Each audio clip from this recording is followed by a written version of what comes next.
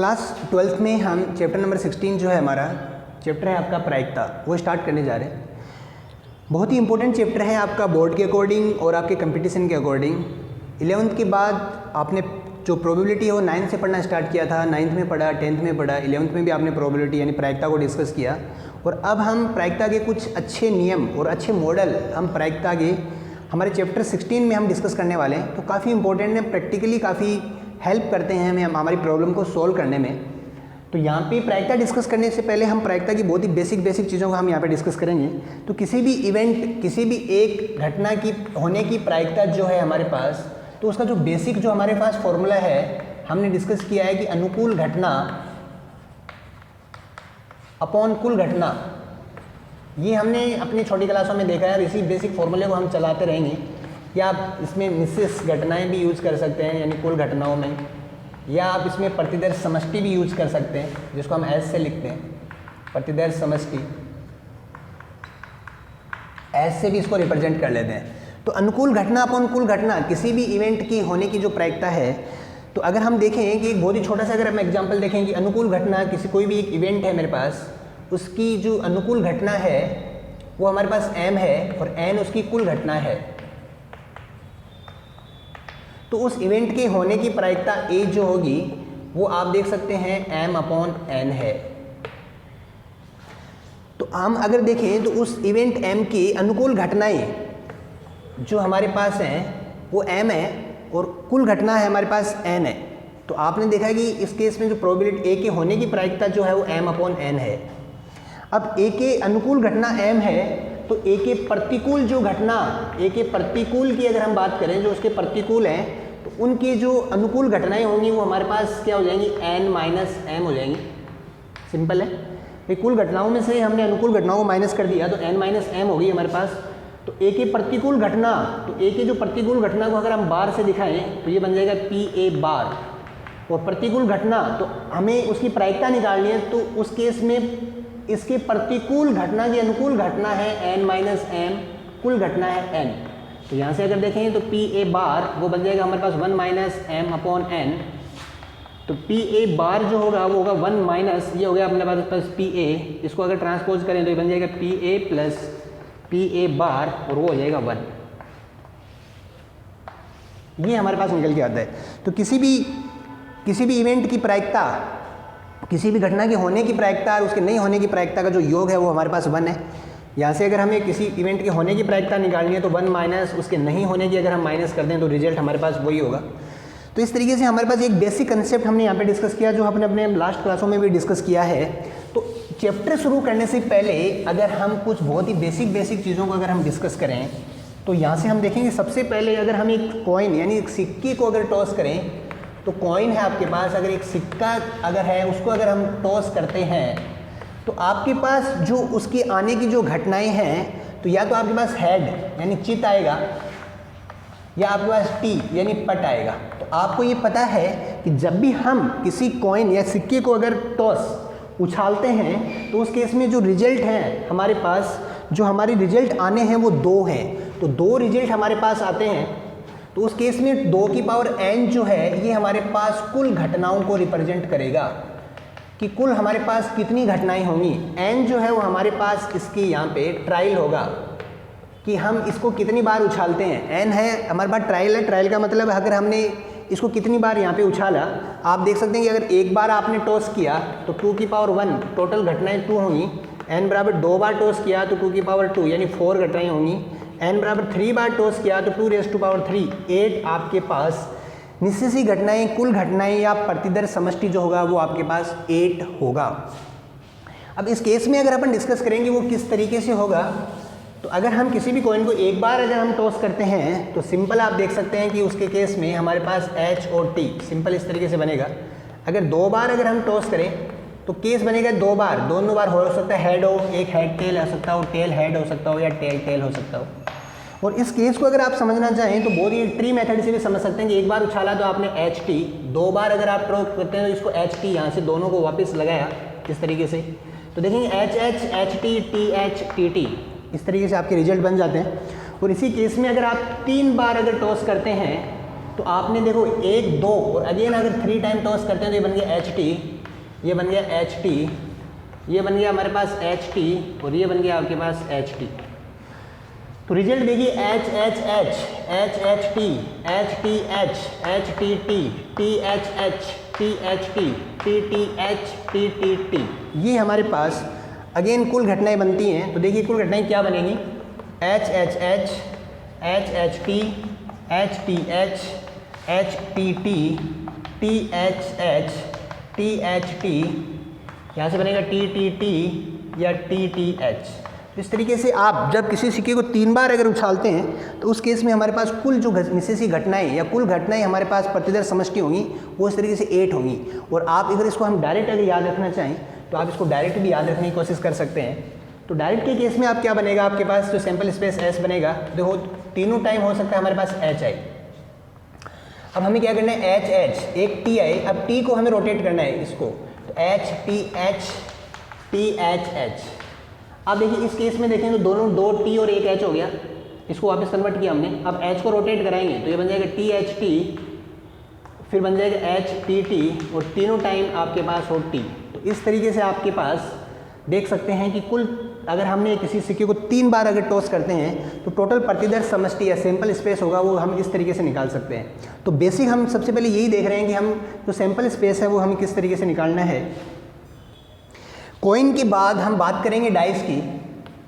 अगर हम एक डाइस को रोल करें, डाइस मतलब पासा, और अगर हम एक पासे को अगर रोल करते हैं पासा, तो डाइस के केस में देखें, डाइस में जो रिजल्ट हैं, टोटल जो रिजल्ट हमारे पास यानी आते हैं, अगर एक बार में जो रिजल्ट हमें दिखते हैं वो दिखते हैं आपको 1 2 3 4 5 और 6। एक बार अगर करते हैं तो ये हमारे पास टोटल रिजल्ट हमें दिखाई देते हैं। तो 6 की पावर n जो होगा वो हमारे पास कुल निश्चित घटनाएँ होंगी, कुल घटनाएँ होंगी।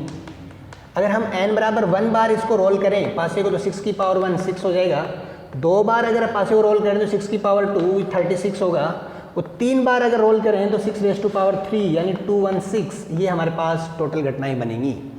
तो इन घटनाओं को अगर हम समझें तो इस घटनाओं के साथ देखिए आपके पास क्या क्या रिजल्ट बनते हैं।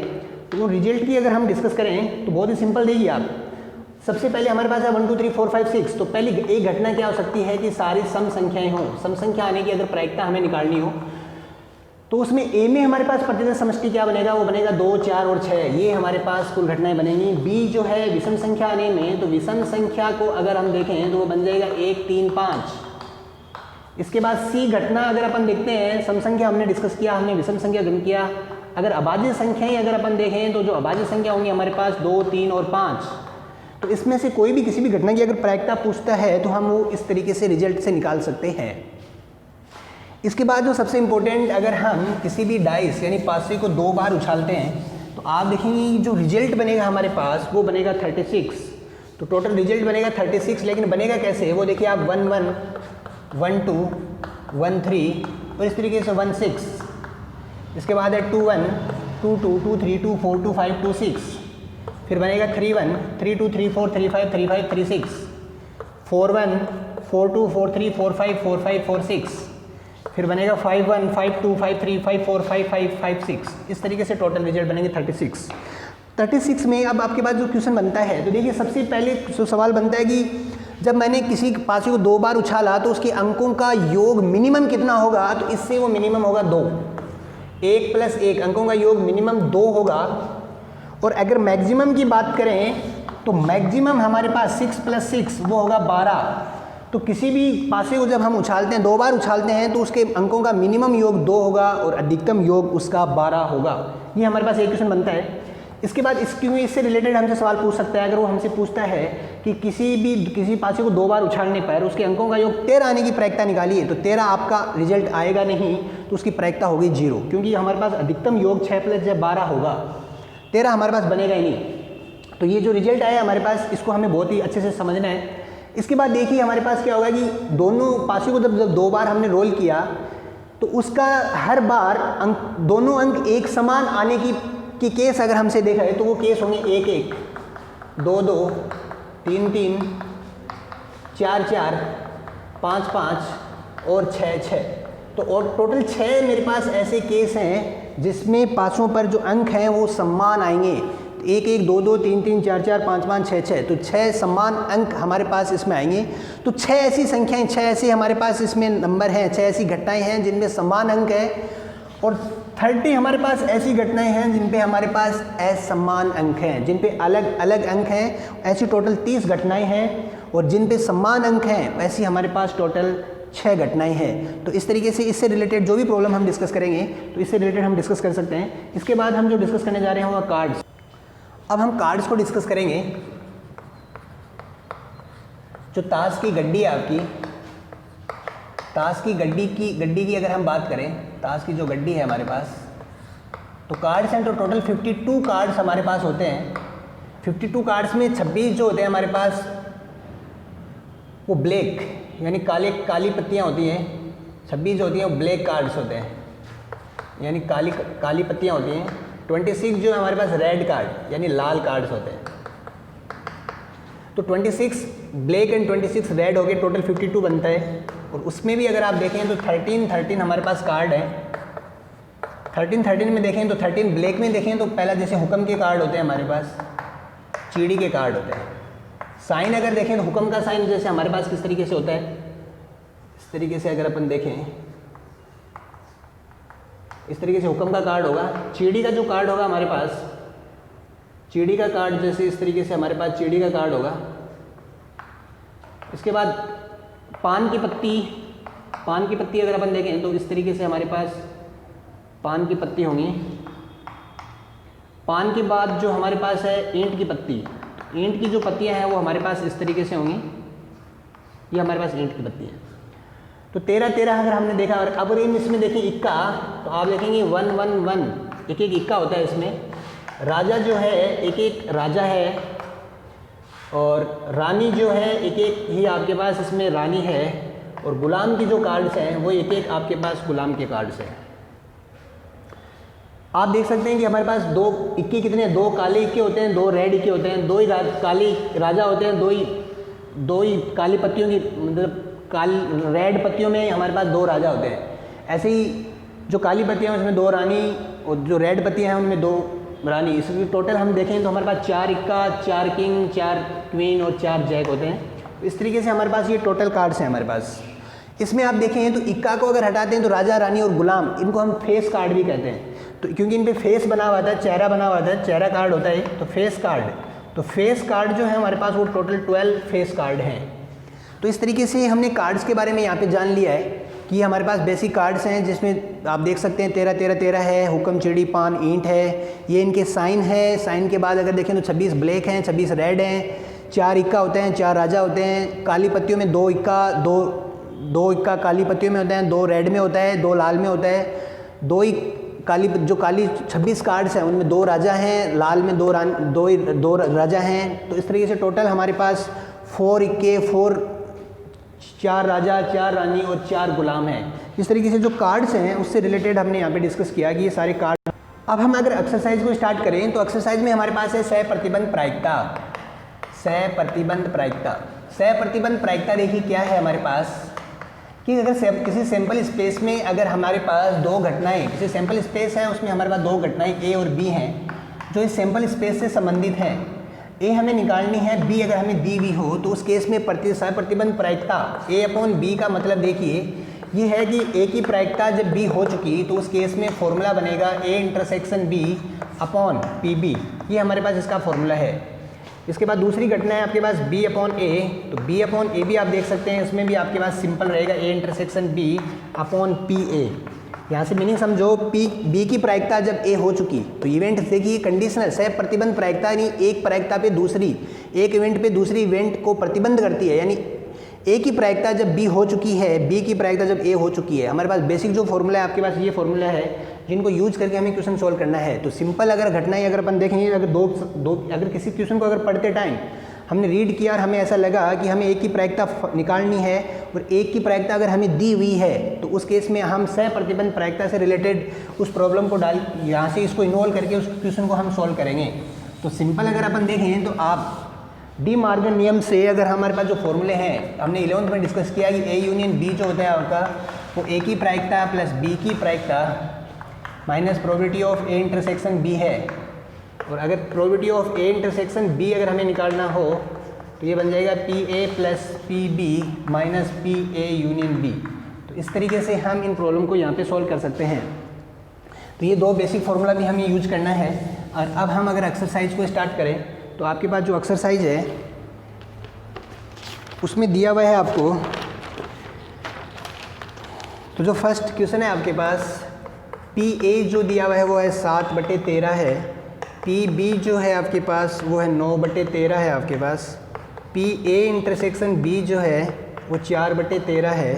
तो पी ए अपॉन बी निकालिए। तो पी ए अपॉन बी अगर अपन निकालते हैं यहाँ से तो वो बन जाएगा P A intersection B upon में पी बी। तो ए इंटरसेक्शन बी का फॉर्मूला यहाँ से आपके पास है 4/13 और पी बी जो है आपके पास है वो 9/13। तो ये सिंप्लीफाई सोल्व किया और ये आंसर आ गया 4/9। तो सिंपल आप इस तरीके से इस प्रॉब्लम को सोल्व कर सकते हैं। अब हम इससे रिलेटेड सहप्रतिबंध प्रायिकता से रिलेटेड एक क्वेश्चन को सोल्व करेंगे और उस प्रॉब्लम को देखेंगे कि हमें उसको सोल्व कैसे करना है। तो प्रॉब्लम देखिए, आपके पास प्रॉब्लम है, प्रॉब्लम नंबर 6 है आपके पास। एक परिवार में 2 बच्चे हैं, एक परिवार में 2 बच्चे हैं, 2 बच्चे हैं। यदि ये ज्ञात हो, यदि ये ज्ञात हो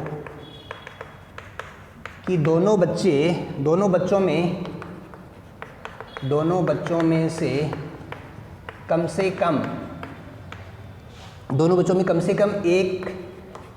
एक बच्चा लड़का है, तो दोनों बच्चों के लड़का होने की प्रायिकता ज्ञात कीजिए। लड़का होने की प्रायिकता ज्ञात कीजिए। तो ये हमें यहाँ से ज्ञात करना है। देखिए बहुत ही सिंपल है, आपके पास प्रॉब्लम को आप डिस्कस कर रहे हैं कि एक परिवार में 2 बच्चे हैं। यदि ये ज्ञात है कि दोनों बच्चों में से कम एक बच्चा लड़का है, ये हमें ज्ञात है। यानी एक आप सहप्रतिबंध प्रायिकता में अगर देखेंगे तो एक घटना आपकी हो चुकी होगी, यानी एक घटना आपको पता होगी, दूसरी घटना की प्रायिकता आपको निकालनी है। तो परिवार में 2 बच्चे हैं, तो इसका मतलब जो प्रतिदर्श समष्टि हमारे पास बनेगा एस, वो बनेगा 2 बच्चे हैं तो हो सकता है दोनों बॉय हों, हो सकता है दोनों गर्ल हों, या एक लड़का हो लड़की हो, या एक लड़की एक लड़का हो। तो इस तरीके से टोटल 4 केस हमारे पास बनेंगे। पहला, यदि ये ज्ञात है कि दोनों बच्चों में कम से कम एक बच्चा लड़का हो, तो दोनों बच्चों के लड़का होने की प्रायिकता ज्ञात कीजिए। तो दोनों बच्चों के लड़का होने की प्रायिकता निकालनी है। तो ए जो हमें निकालना है कि दोनों बच्चे लड़के हैं, तो दोनों बच्चे अगर लड़के हैं तो केस क्या बनेगा हमारे पास, वो बनेगा ये दोनों बच्चे बॉय हैं। हमें दिया हुआ है बी, हमारी घटना हमें दी भी है। यदि ज्ञात है कि दोनों बच्चों में कम से कम एक बच्चा लड़का है, तो कम से कम एक लड़का है, कम से कम एक लड़का है, इसका मतलब दोनों लड़के हो सकते हैं, एक बॉय एक गर्ल या एक बॉय। इस तरीके से 3 केस आपके पास बनते हैं। अब हमें सिंपल अगर हम देखें तो हमें निकालना है दोनों बच्चे लड़के होने की प्रायिकता, यानी ए अपॉन बी हमें निकालना है, जिसका फॉर्मूला होता है हमारे पास P A intersection B upon P B. ये हमें फाइंड करना है। तो ये फाइंड करने के लिए सबसे पहले ए इंटरसेक्शन बी निकालिए आप। तो ए इंटरसेक्शन बी में अगर देखें तो दोनों में बी बी ये आपके पास कॉमन है। अब इनकी प्रोबेबिलिटी आप फाइंड कर सकते हैं डायरेक्ट। तो यहाँ से देखें तो इसका जो हमारे पास प्रोबेबिलिटी होगी ए इंटरसेक्शन बी वो है आपके पास 1/4, पी बी जो है आपके पास वो है 3/4। वैल्यू पुट करेंगे यहाँ पे, तो ए इंटरसेक्शन बी बन गया 1/4, पी बी बन गया 3/4। तो ये कट हो गया, आपके पास आंसर आ गया 1/3। तो इस तरीके से हमने इस प्रॉब्लम को सोल्व किया। तो सिंपल ये आपके पास सहप्रतिबंध प्रायिकता से संबंधित क्वेश्चन है। सहप्रतिबंध प्रायिकता से संबंधित क्वेश्चन में हमें सवाल पढ़ने के बाद ये देखना है कि एक प्रायिकता हमें गिवन होगी, एक प्रायिकता हमें फाइंड करनी होगी। जब भी ऐसा केस हमारे पास बनता है उस केस में हम सहप्रतिबंध प्रायिकता के क्वेश्चन से सोल्व करेंगे। यदि ये ज्ञात हो कि दोनों बच्चों में से कम एक बच्चा लड़का है, तो ये हमें ज्ञात है और ये हमें ज्ञात करना है। जब आपको एक ज्ञात होगा और यानी एक घटना हो चुकी होगी, दूसरी घटना आपको निकालनी है, यानी ए अपॉन बी, यानी ए की प्रायिकता निकालनी है जब बी हो चुका है। यानी यहाँ पे बी जो है यानी कम से कम एक लड़का है, ये हमें पहले से ही दिया हुआ है। तो इससे संबंधित सारे क्वेश्चन हमें सोल्व करने हैं। बाकी प्रॉब्लम हम नेक्स्ट क्लास में डिस्कस करेंगे।